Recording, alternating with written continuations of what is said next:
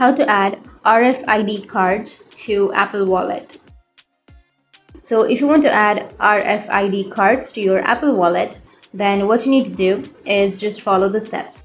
So first, to add an RFID card to your Apple Wallet and use your iPhone or Apple Watch as an ID badge, you'll need an iPhone 6s or later, or an Apple Watch Series 3 or later, the latest version of iOS or the latest version of Watch OS. Be signed in on your device with an Apple ID and a participating employer and an application provided by your employer and your employee credentials. So unfortunately, this process requires a third-party application.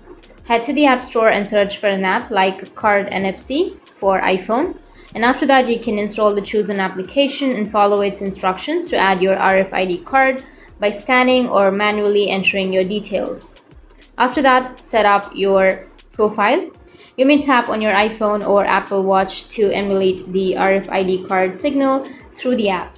Adding an employee badge to your Apple Wallet automatically allows you to use your phone as a badge by holding your phone against a compatible reader. Apple calls this Express mode. You can also do this with some, but not all, student IDs, boarding passes, and digital keys to access the door or card. This method may not be compatible with all the RFID cards. So that's how you can add your RFID card to your Apple Wallet. And if you have any questions, feel free to comment below. Thanks for watching.